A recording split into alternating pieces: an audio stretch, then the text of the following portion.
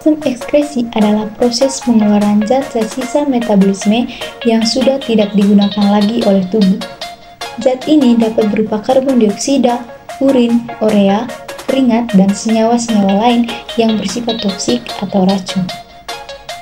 Sistem ekskresi manusia bertugas untuk mengolah racun zat sisa metabolisme yang tidak terpakai, yang kemudian akan dibuang keluar tubuh.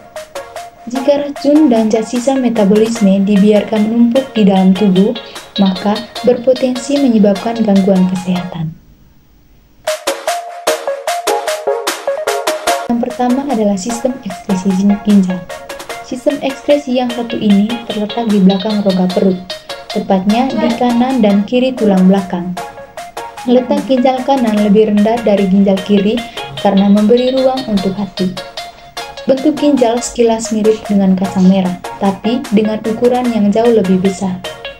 Ukurannya hampir sama dengan kepalan tangan kita, sekitar 10 cm, dan memiliki berat kurang lebih 100-175 gram, tergantung dari umur dan jenis kelamin.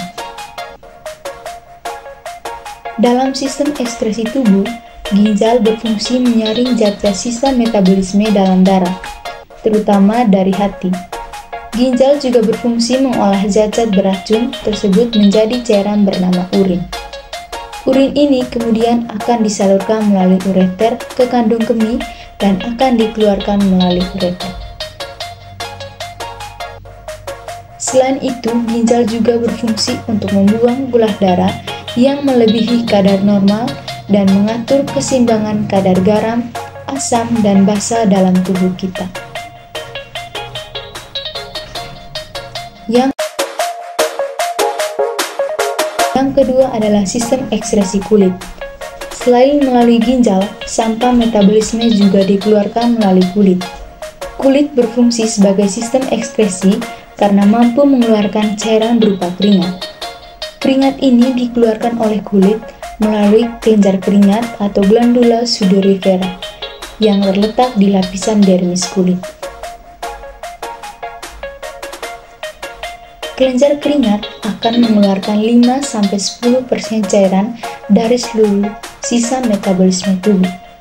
Serabut saraf yang ada di pangkal kelenjar keringat berfungsi merangsang kelenjar keringat menyerap air atau H2O, mineral, Na+Cl- dan produk buangan metabolisme seperti asam amino, urea, dan asam laktat dari kapiler darah. Semua zat tersebut akan bercampur dan menjadi keringat yang akan dikeluarkan ke permukaan kulit. Yang ketiga adalah sistem ekskresi paru-paru. Paru-paru merupakan bagian dari sistem ekskresi manusia. Paru-paru sebagai organ ekskresi mengeluarkan karbon dioksida dan uap air saat kita bernapas melalui hidung atau mulut. Ketika menghirup udara, paru-paru kita akan memasukkan oksigen, kemudian mengeluarkan karbon dioksida beserta uap air. Udara yang masuk melalui hidung akan masuk menuju trakea, melalui tenggorokan, dan dari sana udara akan dipilah ke saluran udara atau bronkus dan memasuki paru-paru kita. Udara yang kita hirup akan dipilah lagi ke dalam bronkiolus menuju kantong udara atau alveolus. Di sini akan terjadi pertukaran antara oksigen dan karbon dioksida. Oksigen dalam alveolus kemudian akan diserap oleh pembuluh darah, disalurkan ke jantung. Oksigen kemudian dipompa oleh jantung menuju sel-sel tubuh kita. Proses metabolisme ini menghasilkan karbon dioksida yang akan diserap oleh darah dan dibawa kembali ke paru-paru untuk dikeluarkan dalam bentuk gas dan cairan. Nah, gas dan cairan itulah yang disebut CO2 dan H2O.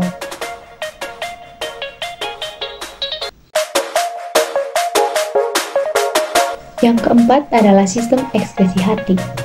Hati merupakan sistem ekskresi yang menjadi pusat sortasi zat-zat yang ada di dalam tubuh kita.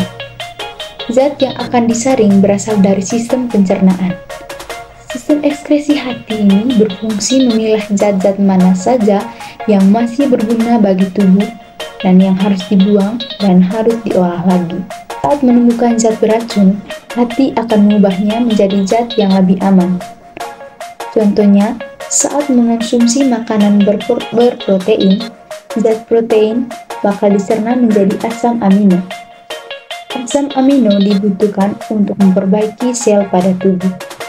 Nah, asam amino ini mengandung nitrogen.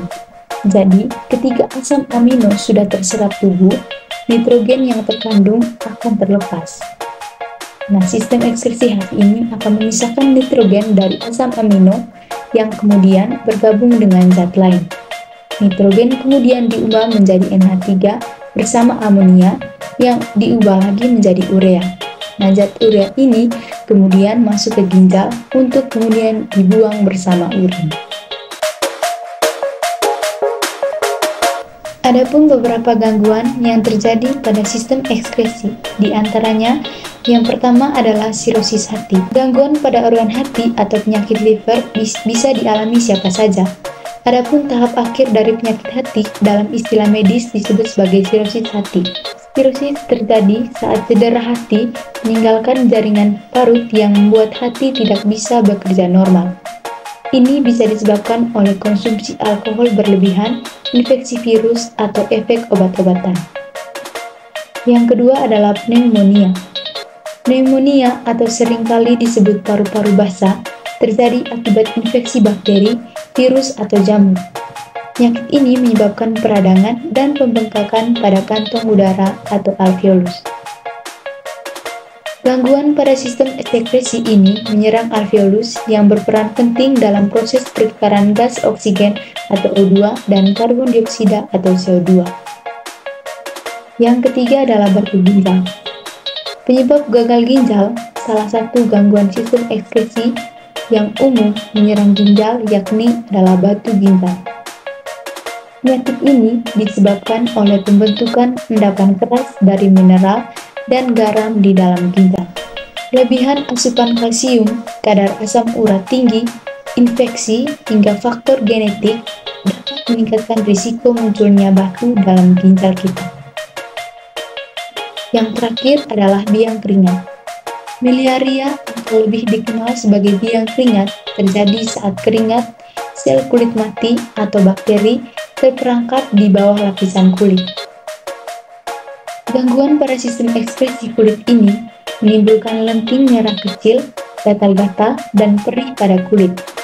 Umumnya, biang keringat muncul pada leher, bahu, dada, dan area lipatan kulit.